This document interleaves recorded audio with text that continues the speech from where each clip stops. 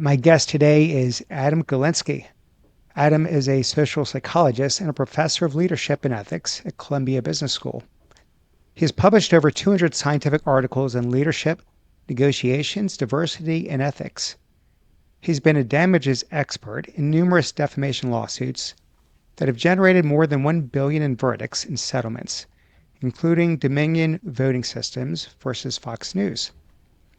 His latest book is titled Inspire, The Universal Path for Leading Yourself and Others. And with that, Adam, welcome to the show. Thanks so much for having me, Glenn. Fantastic to have you. Okay, let's just dive in here. And for starters, I thought it might be helpful to begin with a working definition of leadership, since the word can sort of mean different things to different people. Yeah, the definition that I've settled on teaching over 25 years, the topic is the capacity to motivate, enable, and integrate a collection of individuals towards a shared goal or purpose. And the reason why I like why those words are really important, I use the word, capacity versus ability, because it's really about like everyone has that capacity. Motivate is sort of to, propel people forward, but enable is kind of to steer them and, remove obstacles or open up pathways or channels. And then integrate, takes into account that you have a collection of individuals with a division of labor. And again, bringing all that together, that integration, motivating the group and the individuals, enabling them to achieve that shared goal or purpose. Okay, I like it. And just to clarify on this, it's not necessarily leadership in the context of overseeing teams per se. So anyone is really in a position to take on a leadership role. Is that right?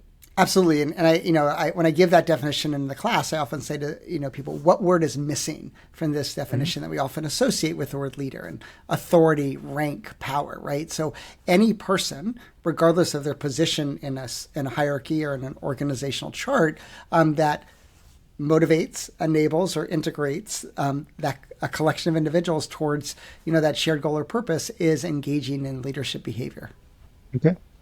Okay.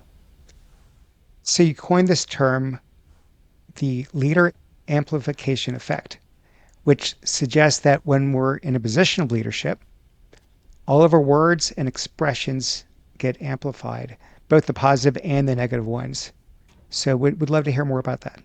Yeah, so you basically gave the perfect definition of the leader amplification effect, which is basically that all our words, our expressions, our behaviors, and those are sort of good and bad, but also verbal, nonverbal, get amplified when we're leaders. And the main sort of mechanism of this is the fact that when we'll take in this case the position of leadership. So you're in authority figure of some sort. You're essentially on a stage. There's more eyes on you. They're paying attention to you. And we know from basic tenets of cognitive psychology that anything that we give our attention to that stimulus or that signal coming from that stimulus is going to be amplified, and our reactions to it are going to get intensified. But I think that we can use the word leader amplification effect. I've also used the word parent amplification effect, because parents are also sort of, in this position. And when you think about what parents are, they have power and authority, but our kids also look up to us as parents. And so I think that second one is also really important.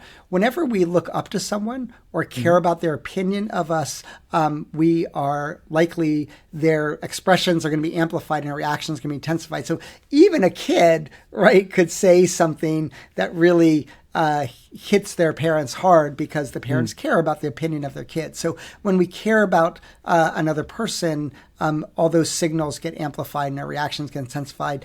Similar, even in like a dating relationship, right? When we care about what the other person is thinking, and that sense of dependency on their opinion. Yeah. Adam, you have kids, right? I do. 2 kids, 7 and 8. 7 and 8. I think maybe when our kids were like 1 and 4 years old, we had power and authority. Yes. And ever since then, none at all. So but I appreciate where you're coming from. So as I was reading about this and digesting, it seems to me that one would have to have pretty high EQ to understand how a comment will land, which, as you know, can differ from person to person. It's not like we're all impacted by information the same way.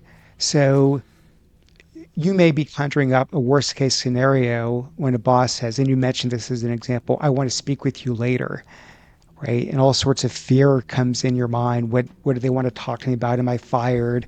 Do I not have resources I need? Are they disappointed in me? But someone else may not give it another thought. Yep. Is that fair? Yeah. Well, first of all, I think, anytime a boss says to someone, hey, come by my office at 2 p.m., I need to talk to you, there's very few people that aren't going to have a little bit of that, tingle in their body, shiver down their spine, some portentous possibility that might come out of that. But one of the things I think that you mentioned the word EQ, and I think, emotional intelligence really requires a few different elements, but one of them is actually just paying attention to the reactions of others, like noticing that when I say something and the person has this look of horror or terror in the face, but some other people might say something and just walk away and not even pay attention. So part of it, when I say, how do we solve this leader amplification effect?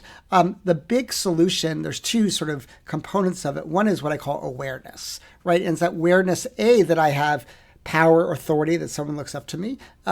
And B, because of that my behaviors are going to have a big impact. Now, we can see that impact in the reactions people have, but also the stories that people tell us, and or how they respond in different ways. And I tell this story in the book where I was going into the classroom and I was actually going to be teaching on the leader amplification effect. And it was the first time that I was going to be teaching since I became a vice dean. So in one of the 5 leadership positions within the school.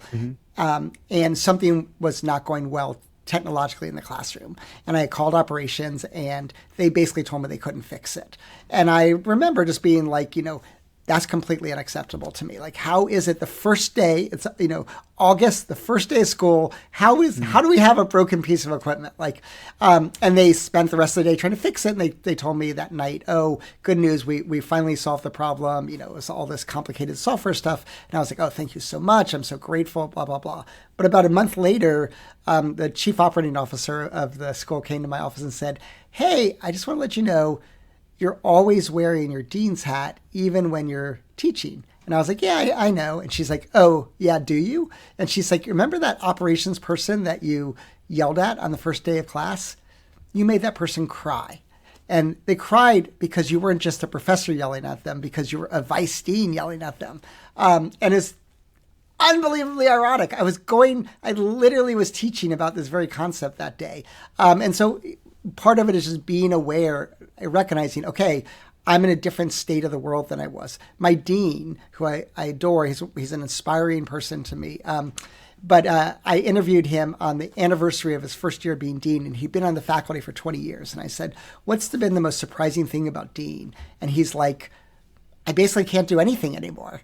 And I was like, what do you mean? He's like, I love being snarky and joking and making sarcastic comments. And now even my best friends are like, wait, what's going on? You're the dean. Why is he saying that? Am I in trouble? And so he said, basically, as dean, he lost the capacity to be, impish and snarky. And that was his, one surprising disappointment of having that. And that's kind of what happens when you're in this position of power. We have to recognize that we have some constraints because of that huge impact that we have. And on that, I mean, Adam, even if people understand your personality. Oh, this Glenn Zweig guy, I mean, I happen to be pretty sarcastic, right? I don't take myself too seriously. I don't take other things too seriously. I joke around a lot. If people know that, does that not get sort of absorbed and factored in when they're taking on what people say and do? Or is your point, it doesn't matter because either way, you've got this position of authority and power, and you've got to be extra cautious around everything you say, just in the event that it might be misinterpreted? I wouldn't say extra cautious, but I would say being aware and recognizing that, like, making, kind of a snarky, sarcastic comment that sort of implies that someone isn't meeting a certain standard to a colleague could feel really damaging them, even if they know you're kind of a sarcastic person, because now you're the dean, you're their boss, you're going to make important decisions about the resources that they get. And that's going to have an impact. And so I think, I think he's found ways now over time as people start to trust him more and recognize that he has such a good heart that he's gotten a little bit more latitude or range of sarcastic possibilities. But I think that, we have these constraints. There's a great example of this on the TV show Friends, where Chandler Bing, Matthew Perry's character, gets promoted. And then all of a sudden he's no longer invited to the after work drinks. And he went to someone and he said, like, I felt really hurt and excluded. And they're like, look, we love you. You're a great guy, but you're a boss now. Like, we don't want to be saying certain things in front of the boss, like it could have implications for our promotion next year or a raise. And so he realized that that was one of the costs that he experienced was that. So wondering if this amplification effect isn't just about spoken word, but also behaviors and beliefs. So just to use a recent example, we had a lot of leaders taking sides politically during the recent presidential election. Yep. And even when they say their views are their own and not the company's, it's still going to have a pretty powerful effect with employees and not to mention other stakeholders. Is that fair? Absolutely. Yeah. I mean, I think that, anytime an in-group member acts in a way that's inconsistent with their own values, it's painful, right? It's not just when they have power and authority, but then again, that gets amplified, right? When you have this power and authority, and has huge implications for the direction of the company. But sometimes it's not even an expression at all. It's, not even a statement. It's sometimes even like, a nonverbal expression, right?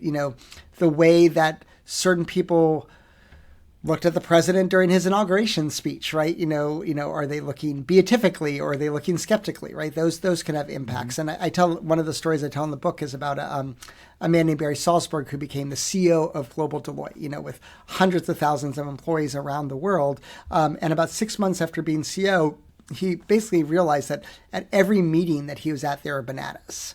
And he was like, why are there bananas at every meeting? He's like, is it an important symbol of Deloitte that I've been at Deloitte for 30 years. Like, who really loves bananas? So he went to his assistant and said, why do we have bananas at every meeting? And she says, because you love bananas. He's like, wait, what? And apparently, the first day he walked into the first meeting, she's paying incredibly close attention. She's his assistant. Like, what is Barry like? And he picked up a banana and he, like, with a little bit of enthusiasm, like, ate it. And she's like, okay, Barry Salzberg loves bananas. We must have bananas at every meetings. And so, like, even like, the raise of an eyebrow could send people down different paths, and scurrying in different directions. And that is sort of what like the leader amplification effect is. In some ways, what is a signal? It's like a symbolic meaning. And so we're looking for those symbolic meanings all the time. Love the story. Wonder how many bananas they had to discard Exactly. because of that incident. I always joke he cornered the banana market,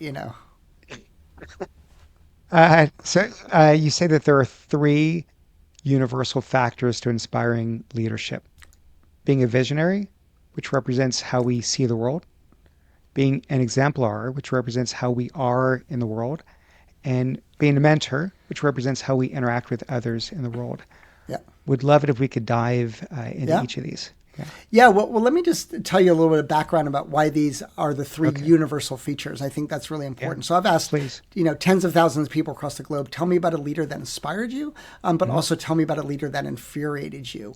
And one of the things that I discovered very quickly is that they were sort of mirror images of each other. And just to use those three categories, right, an inspiring leader, they saw the world in an optimistic, big picture way, whereas infuriating leaders were pessimistic pedantics, right?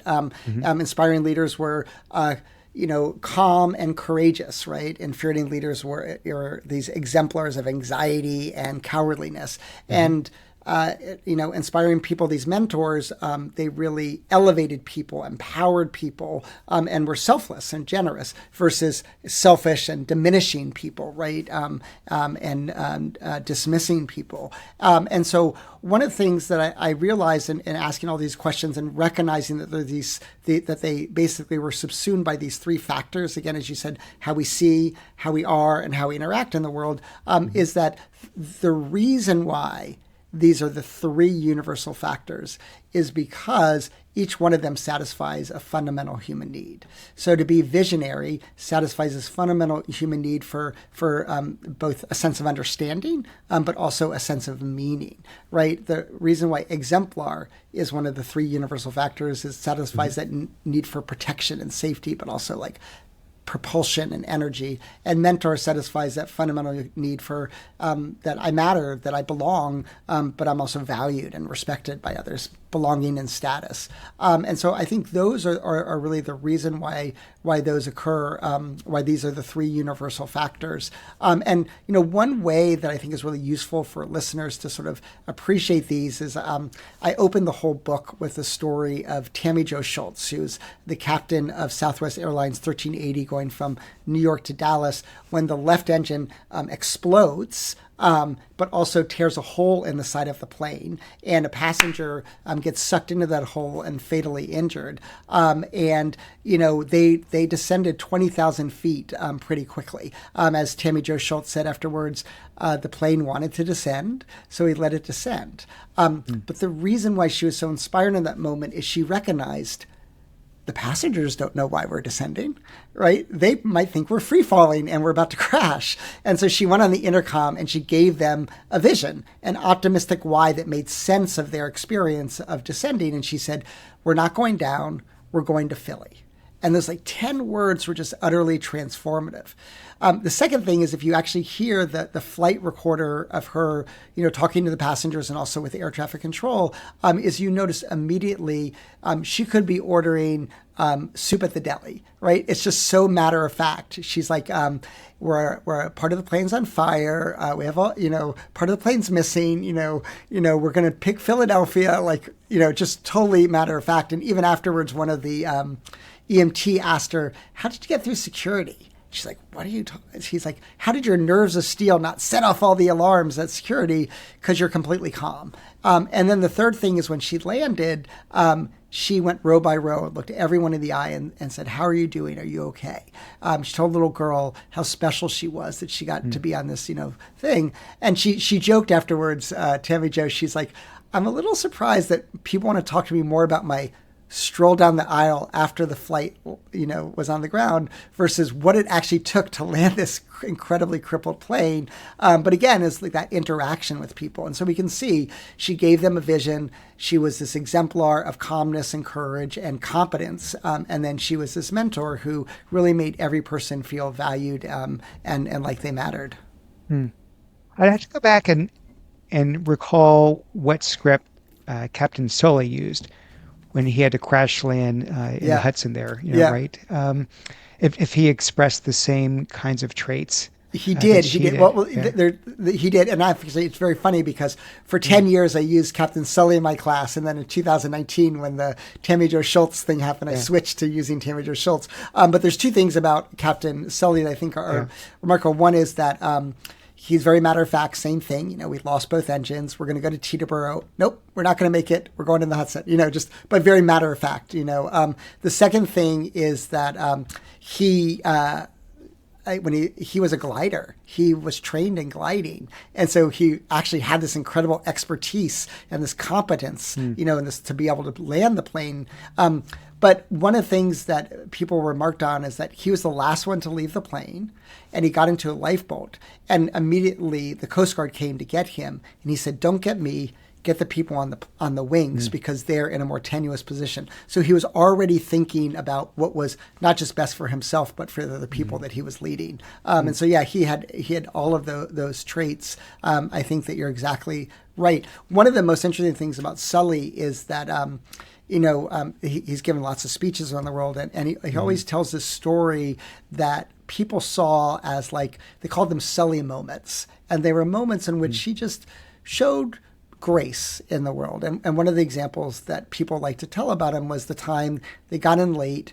There was no one to get the wheelchairs for the people that needed, more accessibility needs. And he went and got the wheelchairs himself, and you could imagine another person saying, "That's not my job," he's like, I figured it had to be done and I went and did that. And so people talked about that he did what had to be done at, various moments without thinking about what was only in his domain. And so, and I think Tammy Jo Schultz is, similar in that regard. So are you suggesting that these inspiring leaders have to possess each of those, or what if they spike in one or Yep. two of them? Yeah, Yeah. this is one of the great questions, and something Mm. that I talked about in the book, but I think I've developed a much deeper understanding, by following the book and going on podcasts and talking to amazing people like yourself. Mm-hmm. Is you can imagine. And I'm going to come back to something I said earlier, but like you can imagine someone who's, let's say, really high on vision and sort of neutral on exemplar and mentor, and would Mm-hmm. probably call that person inspiring. Or you can imagine someone who's really high in vision, neutral and exemplar, but infuriating on being a mentor. Like they just treat people badly. And the Mm-hmm. question is, will you see them as inspiring or infuriating or neither? And I think it comes down to this. What are your needs at this particular moment in time, right? If you're a person who in that moment in time needs a sense of meaning and understanding of the world, you're going to probably find this person inspiring because they're satisfying that need by being visionary. But if you're someone that has a need to feel like you belong and are valued and respected, that person's infuriating mentorship behavior is going to probably make you feel infuriated. So I think part of it really comes down to this intersection of needs. But here's another, I think, really one of the most foundational and important points of the entire book, which is that it adds insight to this centuries-old question of whether leaders are made or born. And I think my answer is, of course, there's certain aspects that we're born with that help us in certain characteristics. But the key thing is, because I've established that there is a universal set of attributes that make up this inspiring archetype, is those can be studied, they can be practiced, they can be developed, they can be nurtured, right, over time. And so we take on those. So every single person, regardless of their starting point, can become more inspiring tomorrow than they were today, and more inspiring over time. And then the third thing, which I think is, relates to your question of if you're high in one versus other, is, none of us are perfect. Like we may be visionary today, Or and speak for yourself. yes, yeah, and lose the big Did picture I not tell you I tomorrow. was sarcastic? Yeah, yeah, it was a good one. And it hurt a little bit because of your position of power, But no authority. Yes. and so I think one Yeah. of the things that my research has shown is that one of the ways to be more inspiring over time is we have to not accept but forgive our periodic infuriating moments and to learn from them. And one of the things that my research shows and other people's research shows is shame is a particularly destructive emotion. Like if you feel shame at the way you acted, it's not going to help you be more inspiring. I say shame creates either ostriches that bury their head in the sand and want to avoid what they did, or creates defensive monsters who just want to push it away. But if we can accept that we did this, but also forgive ourselves in the process, we can learn from that and then become more inspiring over time. It's really interesting how you mentioned how this infuriating leadership is really on the continuum from inspirational leadership, on the Yeah. other side of it, if you will. Yeah. And and and I was thinking about this. So in other words, an inspiring leader can easily slip into being an infuriating leader. Yes, Yeah. I think so. And I you're think, not one or the other. You can yeah, exactly. basically, Right. yeah, I yeah. think the best way to say this is it is our current behavior that inspires or infuriates, right? And that's why you can be inspiring today but infuriating tomorrow, because it depends on what you're doing. Like what's your behavior and what is needed in that moment. I still remember the first time that like I got in the subway with one of my kids and they were no longer like they weren't in the carrier, right? But they were like sitting next to me, and some crazy person came on the subway, and I immediately got up to move, and then I realized, oh wait, I got to make sure that like it's not just me protecting myself now. I got to protect this other person. And then I just really realized, okay, like the next time I got to prepare myself. Next time something happens, the first thing I have to do is move my body in between my son and whatever commotion's going on, right? Because that's my role as protector. And so that's a good example where, if you'd seen it from the outside, you're like, wait, is that dad like running from his kid, and I got a couple steps and I realized it, but then it's like, okay, Right, that's the natural reaction. Our natural reaction is we go away from danger, right? But in this Mm-hmm. position, now that I have this vulnerable child, that's my son, I need to think of a different strategy. So that, I still remember the next time I got him, there was this sort of kind of crazy person. I moved my body, in between my son and him, and he actually started talking to me, and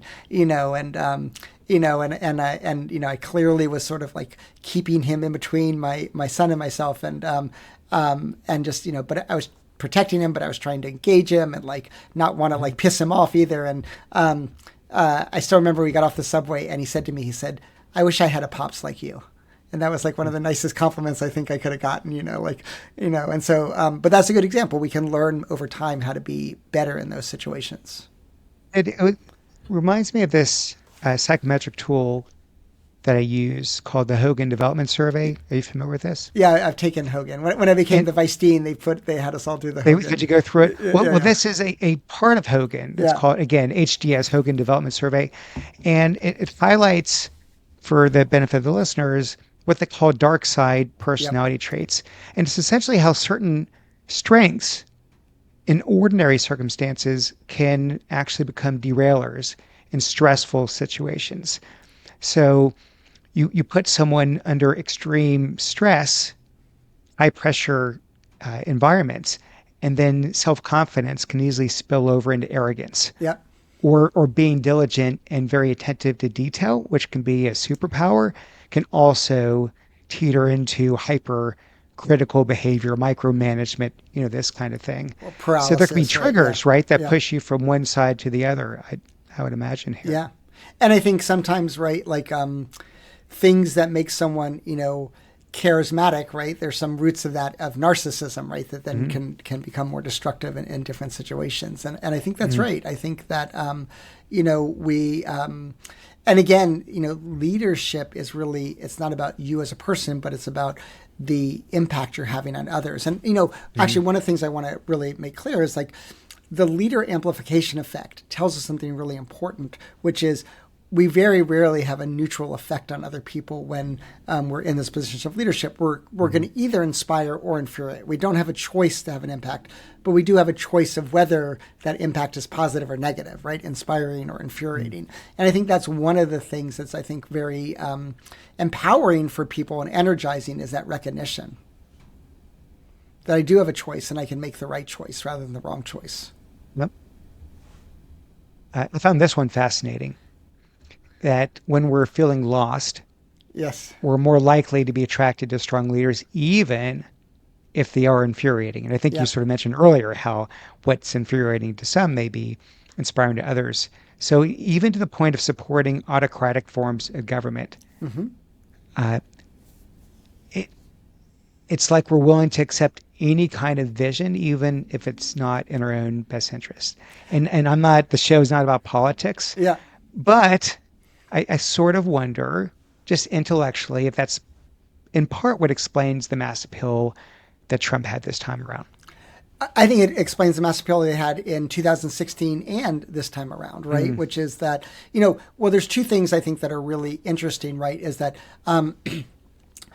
Trump has won twice as a challenger hmm. and he's lost once as an incumbent. And I think there's something about what Trump has to offer is much easier to offer when you are not in power, but trying to say why you deserve to be put in this position. And so the energy that he produces, which if we go to the dark side that you mentioned Mm. earlier, can create chaos, right? But can sound, invigorating in the challenger phase. And I think the other thing that, there's three things about Trump that I think make him inspiring in the eyes of many people. The first is Hmm. he's visionary, right? One of the things I talk about with being visionary is optimism and simplicity, right? And make America great again is optimistically and very simple and straightforward. The second thing is that he suggests he's a creative genius, right? That he is strong and powerful and, courageous. And so he's got the exemplar. And I think no one would say that he is treats people well, right? Like he went through more chiefs of staff in such a short period of time of, I think, maybe any president in history, but certainly had more cabinet turnover than any first term president Mm-hmm. ever. And because he throws subordinates under the bus and takes credit for all successes. But for his supporters who felt that America was leaving them behind, he did give them a sense of belonging and status. And there's research out there to show that, like in 2016, a better predictor of voting for Trump was not actual economic threat, but was feelings of status threat. That I'm losing, my groups are losing their status in society. And so, in many ways, he fills all three. He fulfills all three of those. I think what Trump recognizes and realizes is that his chaos reduces understanding when he's actually the president, right? And so I think that is where he has higher approval ratings when he's not president than when he is president. Mm. Okay, I could literally spend the rest of the podcast going down this rabbit hole, and I'm Yes. not going to do it. I don't want to lose half of my listeners. Yes. But here's a completely segue into something else I found fascinating. So 30 million Americans quit their jobs during the pandemic. Who knows what the number is worldwide? Yeah. But that was certainly within the U.S. It's been coined the Great Resignation, and you found that this phenomenon wasn't just about where we work, but why we work. And you call it the universal midlife crisis. I think that's something that you coined, but Yeah, I correct me if coined the it's phrase not. universal Yeah. midlife crisis. I think now I'd Yeah. probably just call it the COVID midlife crisis because I think that's Okay. But such tell me a, more about that. It's yeah. really interesting. Yeah. So I've actually, thought about, I've researched, what is the midlife crisis, right? And really the midlife crisis really is about the question of, you know, kind of identity, like who am I? Like I'm in this middle of my life, like what have I become? But also where am I going? Right? This idea of trajectory, and it's an opportunity for people to rethink what matters to them, like what their values are, what their meaning is. And if you look at employee surveys of people who decided to switch jobs or quit their jobs, pay was not the most important thing for them, by far. And they talked about things like culture or about feeling respected or feeling empowered. And those attributes really became much more important to them. And the organizations that did well were the organizations that really understood that. Now, one thing that's interesting about, there's a little bit of dilemma between empowerment and culture, because there's lots of research that suggests that culture is going to develop much more effectively and strongly when you are face to face, right? When you're together, right? And so that creates some complications.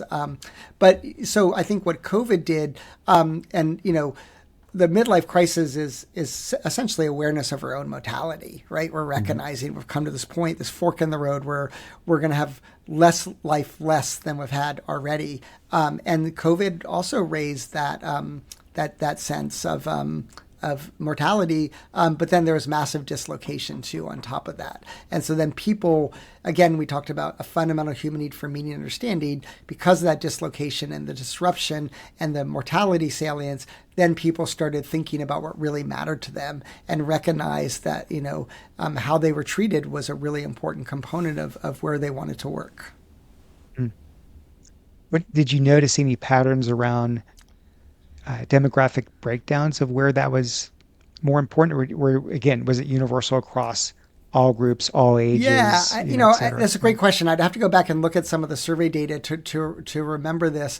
But one of the things that we know is that it was certainly not a white collar phenomenon. Right, this was true across many different types of disciplines and jobs. I don't remember demographic breakdowns. Thinking about the two biggest ones, race and gender, for example. But it wasn't just about like this was a high social class phenomenon or people in the best jobs. It was a pretty broad based phenomenon, and that's why people were making these really important decisions to leave. Hmm. So I'm going to go back to what you said earlier, which is the fact that visionary leaders are made, they're not born. Yeah. Okay, so let's talk about some recommendations. when conveying a vision, there's some guidelines that you Yep. came up with to what one can do to maximize impact. I'd love to hear some of these. Yeah. Well, first of all, I already mentioned one of them, right? Or two of them, which is optimism and simplicity, right? I mentioned Hmm. that with Make America Great Yep. Again. And we want an optimistic vision. Martin Luther King's I Have a Dream is basically optimism. But one of the things that research shows is that, we want to get it to like its simplest version. I call this the Inception rule. If anyone saw the movie Inception, where Leonardo DiCaprio is trying to like plant an idea in someone's head in the dream, and he asks the guy who's tried it, and he said, why didn't it stick? You didn't go deep enough. And he's like, no, it's not about the dreams within the dreams that you go into. It's about the simplicity of the idea. And I love this quote that he says. He's like, you want it to be so simple that it grows naturally in the mind, right? And so, what's the essence of what you're trying to do? The second thing I think is also really important is how do we take that optimistic message and not only simplify it, but also visualize it? And that gets back to the idea of growing in the mind. And Drew Carton, has a great study where he shows that just saying, like literally he showed that people behave differently if you give them, our mission is to satisfy our customers or to, make our customers satisfied versus our mission is to make our customers smile. And the word smile is more visual and it's more embracing. And so one of the projects I'm working on now, I talk about it briefly in the book, and the data are very compelling, but we're trying to replicate the sample in Great Britain, so in another country. But we analyzed every convention speech of Democrats and Republicans in the 20th century, or since the 20th century, so obviously also the recent ones too, in the 21st century. And we, first of all, know everything about the context. So like, what's the GDP? What's the inflation rate? What's unemployment? Who's the incumbent? What's the polls at the time of the first convention? And we show that we can still predict the winners over and above all those factors based on the amount of like visual and metaphorical language in the speech. So it really does have a powerful way to help things grow in the mind. And then the third, so we have optimistic, so that's the what, right? And then it's the how is simple and visual, and then the when is over and over and over again. And so one of the things that is really important is the power of repetition. You mentioned I've been this damages expert in numerous defamation trials, and one of the things that the research shows is that repeated information is not only more likely to be remembered, but it's more likely to be thought of as true, right? And so what you want to do is you want this optimistic, simple visual thing that you can say again and again and again, so it really becomes this guiding light. And one of the examples I love to give, speaking of the pandemic, is Zoom. So I'd never heard of Zoom until March of 2020, when we all discovered Zoom during COVID. And their mission, and it's like literally on their wall, it says, deliver happiness. So it says Zoom, and then if you go into their offices, right underneath it, if you go to the receptionist, it says deliver happiness. Now, it turns out this vision, this simple, optimistic, somewhat visual vision, helped them tremendously make high stakes, fast paced decisions during the pandemic. So let's take the product itself, the number of features, right? They realized, like, if we have too many features, people get overwhelmed and that decreases happiness. If we have too few features, people can't do what they want to do. And so they worked really hard in finding the right number of features to increase happiness, right? Similarly, what is one of the most infuriating things that we can face as a customer? And that is long wait times on the phone when we have a problem. So they're like, that is not going to deliver happiness, right? That's going to deliver infuriation. So they invested a lot in customer service support. It was also helpful that lots of people needed jobs that they could do at home, right? So it actually was one of those Pareto optimal win-win solutions. But so they realized, and then even about their culture, right? They created what they call a happiness crew that like spent their time, part of their time is making sure that they were delivering happiness to employees. And so having that optimistic, simple, visual message that you can repeat is also a strategy for making high stakes, fast-paced decisions. I love the idea that it's something, it's a muscle we can build up, right? We're not stuck. We can change, we can evolve. I'm all into self-improvement. Yeah. It seems so that there's maybe a piece, when I think of, you mentioned MLK, I don't know one can develop the ability to speak metaphorically and in the kind of colorful language that he uses. I mean, he's one of the most brilliant Yeah. orators, in the world. And so I wonder, it sort of like, oh, athletes can work and work and work and improve, but we all probably have some sort of plateau that we hit, and there is some element of just natural ability. So for it, as where you talk about, the ability to envision a future state is, part of being visionary, right? I think of a lot of tech founders, because I come from that world, is having that ability. I don't know that everyone is naturally wired to look around corners, to envision a future state, to sort of get the pattern recognition of where we're going. I mean, you can certainly use more colorful language, you can be more optimistic, you can do a lot of these things. But I guess where I'm going isn't to challenge you, it's more just, is there some element of it that maybe we are a little bit hardwired, and other components that it's more things that we can nurture? Yeah, I think I'll say two things about that. The first thing Yeah. I'll say about it is that, again, it goes back to something I said earlier that, I'm not saying that starting points don't matter, right? Some people Mm-hmm. are going to be more born with more effusiveness that allows them to communicate more effectively. But that doesn't mean, regardless of where you start, you can become better at that. And I'll just give you one example. I was a okay teacher at the beginning, and I got to be, I thought, pretty good. And then I had the good fortune of taking an 8 hour uh, teaching performance workshop with Second City, the big comedy troupe, but they also do Yeah, presentation yeah. things. And Northwestern brought them in, and 15 faculty through a lottery got to do it. And they taught us a number of amazing techniques. The next time I taught, to an executive audience, there's a guy there who'd seen me teach multiple times before. He literally came up to me and said, "Oh my God, what happened?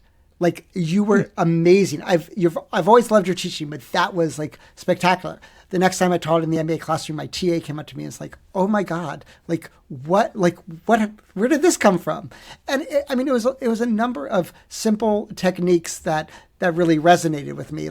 And one of them was actually embodying the very concepts you're talking about, right? So it's like, she said, if you had those 3 points, visionary, exemplar, mentor, say visionary, then move to talk about exemplar, and then move again to talk about mentor. And so it's helping people recognize that these are different columns. Or like when you're talking about the anchoring effect, you'd be like,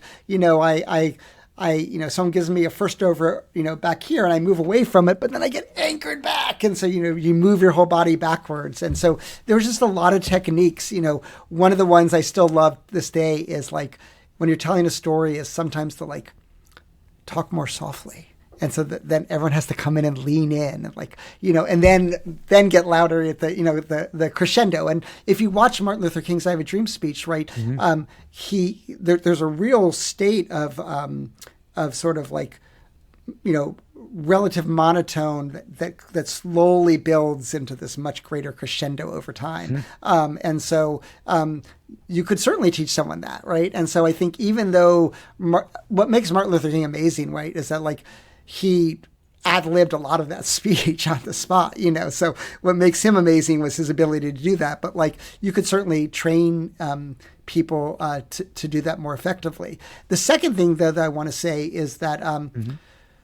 we all have a style, right? And we have to work within our style, right? And that's like an athlete has to work within some of their athletic constraints. Someone might not ever be able to dunk, but maybe they can sit in the corner and hit three after three, right? And they're going to become useful that way. And I think that it's learning what's the style that works for you, and some people are going to be more just really detailed and really describe teaching, and other people are going to use colorful language and be expressive. And so I don't think there's a one or wrong way to do it, but it's like, the two concepts I tell to anyone teaching is you want to make it easy to process and you want to make it engaging.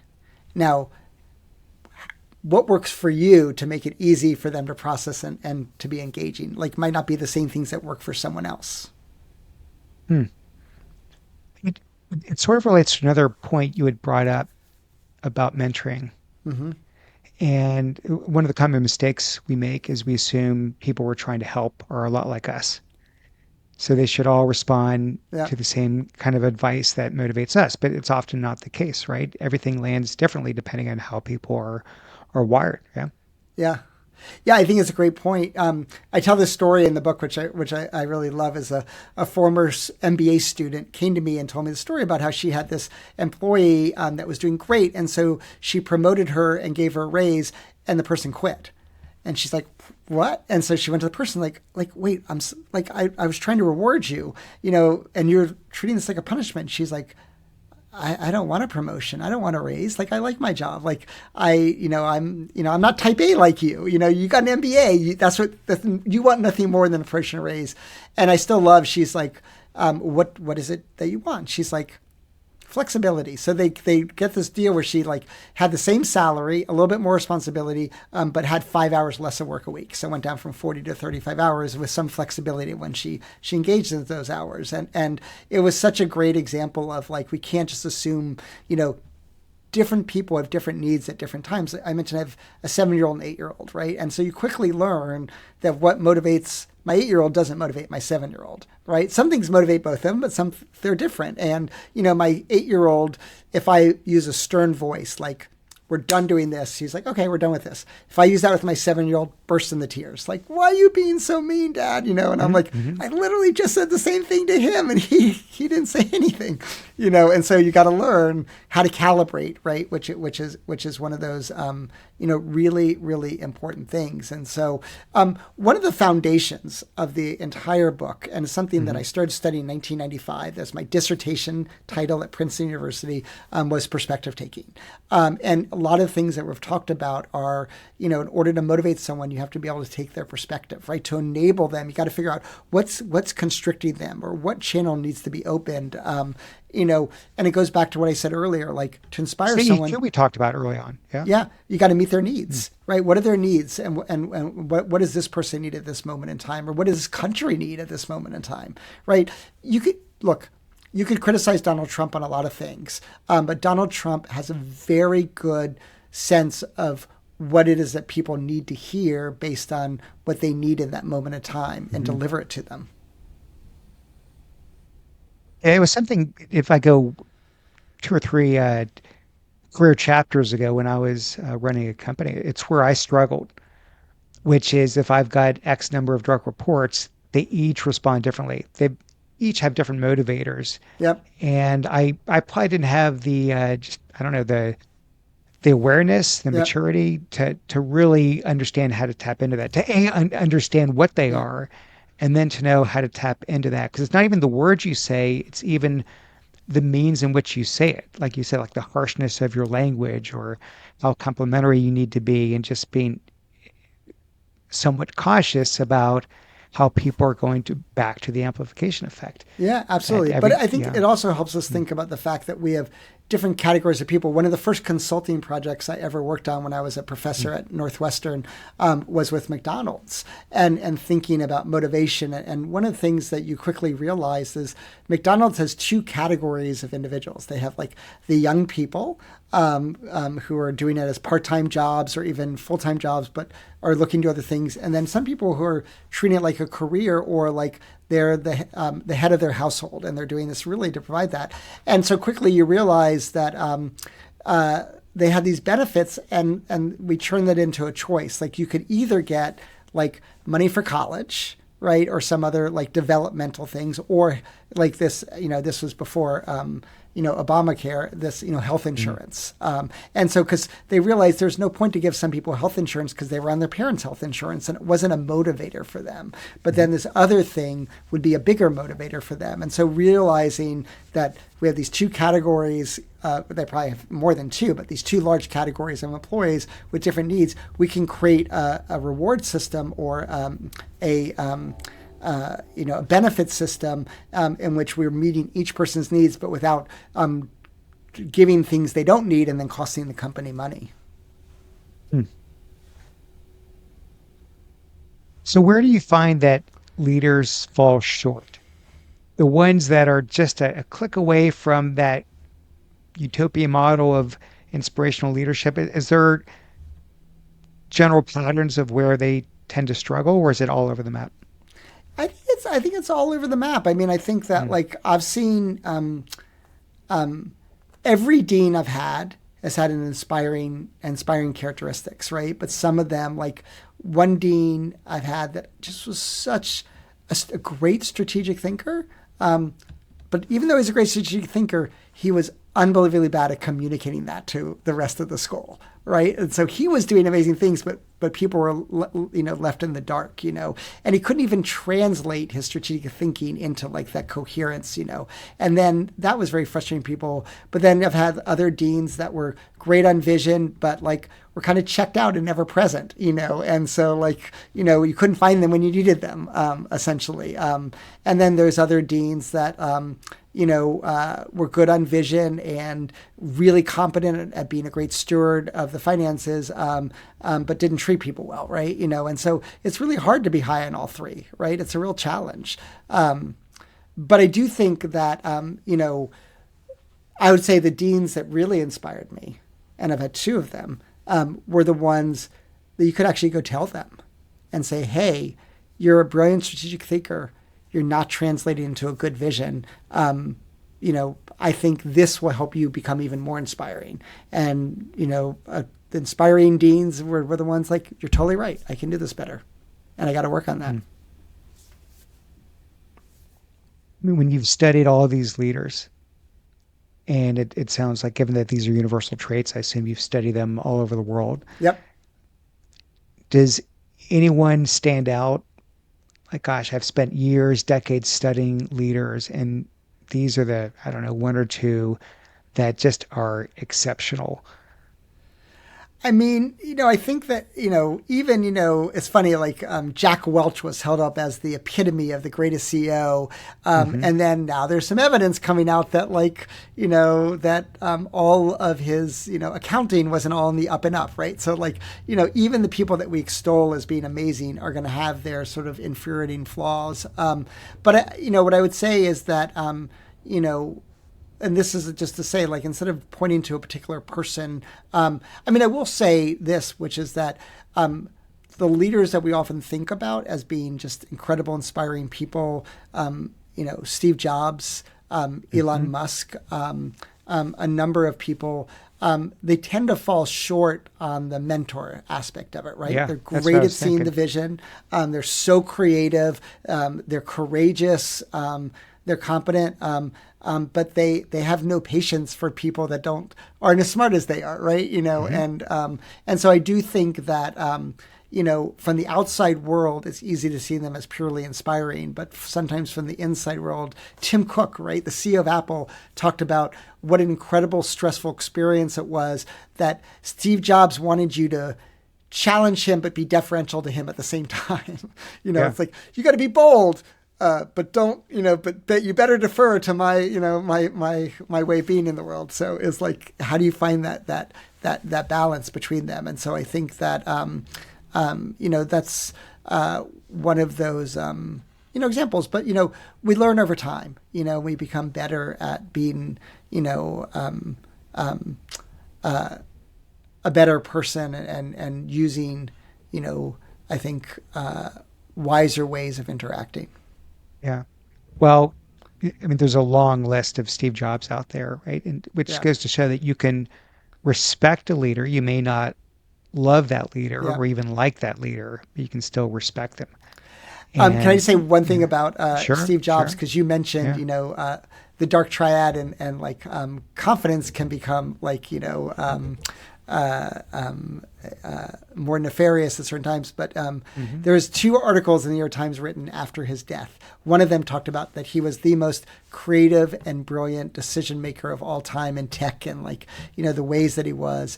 And then the article 2 days later was like, he also trusted his intuition on his health and made a lot of really dumb decisions that like basically led him, he avoided surgery because he tried all these alternative medicines. And if he he acted like an expert in health.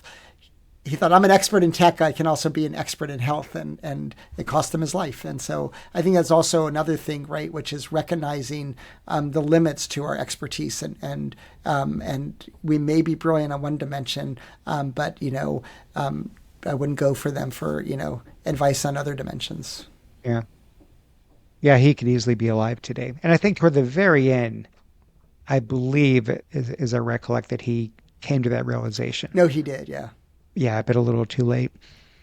When you go into your field of expertise and you spend years and years studying whatever your topic is, so Yep. eventually you have something to teach and you've got a Yeah. book to write and everything.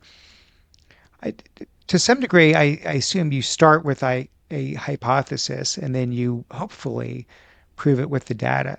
Is there anything that you've found throughout this leadership research that's been completely antithetical to what you thought going in? That's a great question. I think that you stumped me a little bit because it's hard for me to go back and think about that. I think about, I'll tell you just this is a totally separate thing, but a little story that just Hmm. tells how my entire research career began. In 1995, I was looking for a dissertation topic, and basically all this research started coming out that like trying to suppress thoughts wasn't effective. That if you try to not think about a white bear, you're just going to end up thinking about a white bear because in order not to think about a white bear, you have to think about a white bear in order not to think about it, right? And then they showed basically that suppressing stereotypes actually made those stereotypes hyper accessible in people's minds and also made them more anxious during interracial interactions, for example. And so, I was in 1995, I was like, well, I found it intellectually fascinating, but I also was like, I don't want to stereotype people, but intuitively it makes sense. I just don't think about this person in stereotypic terms. And so I started thinking a little bit about like, well, what is suppression? It's about avoiding something. Well, is there a better strategy that's approaching something? Is there, suppression is about what's going on in your mind? What about the sort of focusing in external? Suppression is about like this sort of performance goal versus this sort of process goal. And that's how I actually started studying perspective taking because I said, I bet perspective taking is going to be a better strategy for reducing stereotyping and improving interracial interactions than suppression. And I actually showed that. It won a bunch of awards. It's one of my most cited papers. It's been replicated all over the world. This finding. And again, that it's just a kind of a cool story because it's like I was looking for that alternative, and then I said, "Oh, I start teaching negotiations.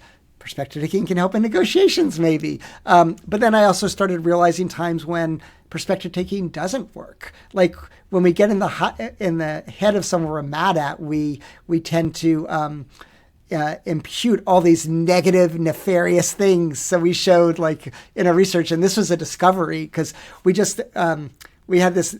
We asked people in negotiations class to like, would you be willing to do these negotiation, actions? Some of them like lie, this, blah blah blah, that are not very ethical actions. Some of them are sort of on the gray line. And then you also ask them, do you think your opponent will do that? And one day I just reversed the order of them. So some people did themselves first and then their opponent, some people did their opponent first. And when I looked at the data, people became much more unethical when they did their opponent first. And then I realized, oh wait, sometimes when we're in the heat of the moment, perspective taking is actually not beneficial. We got to have some level of coolness in order to engage in that. So just like thinking about different ways, a lot of different research. You mentioned, Hogan again, we brought that up, but like how so many things work in some context, but not in other contexts. And they're actually damaging, the thing that works 90% of the time can be damaging 10% of the time. Mm.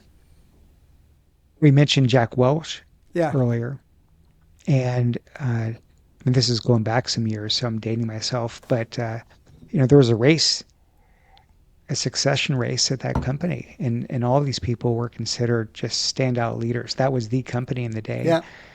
and I won't get into calling out people, but one of them who did not get the nod to be CEO when Jeff Immelt got it, left, became CEO at another company, and I mean within a couple of years was shown the exit. It was a major organ rejection. Back to context is right, like you're talking about Yeah. that. It's another context, which is what's inspiring leadership in one environment becomes completely infuriating in another. So just being very sensitive to culture and other org Absolutely. dynamics. Yeah. So one of the things that's so interesting is cultures differ dramatically, and I think they dramatically differ in some of the styles of leadership. But like when I go, I've collected data in China, Australia, Thailand, Germany, Israel, Argentina, and you just ask people, tell me what leader inspired you. It's still the same traits. Like people want someone who has a vision. They want someone who is calm and courageous. They want someone who doesn't micromanage them, right? That empowers them and believes in them. But how that gets demonstrated kind of differs by culture. Mm. Really interesting. So, are there any unanswered questions that are going to lead you into your next realm of research? That's a great question. I think again, just trying to understand that intersection. Like you said, this person might have been a great leader in one context, but not in another context. What is it about like that? What is the context demanding that the person's not delivering, and why did they deliver it in this context? And really to understand, getting back to one of the first things we talked about, like are you meeting the needs of the person? And I mentioned, I think it's important to note that Trump won election twice as a candidate and lost it as an incumbent. And I think that tells us something important, that he's more effective in some contexts than other contexts. Mm. Okay, well, we started out by defining leadership. I end my podcast with asking my guest to define this word excellence because the show is the art of excellence. Yes. So tell me what that word means to you. Um, Excellence is well, one one of my five values. So one of the things I really believe in, I've done research on this, the value of thinking about your values, coming up with a values hierarchy, and helping you find is Kaizen. And that's the idea of continued improvement. It's a Japanese word. My wife lived in Japan and really loves that word. And I think that, excellence is always just getting better at whatever you do. Like it's, they talked about every summer Michael Jordan added a new basketball move to his arsenal, to his repertoire, right? One time it was, dribbling with his left hand. The next year it was the whatever it is, the reverse, the turnaround shot, on the block, and working on his passing, this. And so I think excellence to me is just getting better at whatever you do on a day-to-day process. Works for me. I will take it. And by the way, Yeah, I'll just yeah. say, one of the things about, and this is how I end the book, is I talk about my parents, and I Mhm. say that, my parents, each had their own infuriating flaws, but like I realized the one thing that really inspired me about my parents is that they really were, learners and developers, and they tried to be more inspiring today or better people today than they were yesterday, and they work to be better tomorrow than they were today. And I think that's all we can ask of people. Mm. And that is truly inspiring. Yeah, yeah. Thank you for that. Well, again, the book is called Inspire, the Universal Path for Leading Yourself and Others. I've been doing leadership advisory for years and years and years. So I'm like, what am I going to learn from this? And I learned a ton. I really did. Really, really good book. A crazy amount of data in there. A lot of examples. So it's not academic. It's very relatable. It's I can tell there's years and years of work that's gone into it. So thank you for being on the show. Thank you for sharing all of your knowledge and wisdom and being part of this. Thanks Fantastic so to much for have you. having me. I really enjoyed it.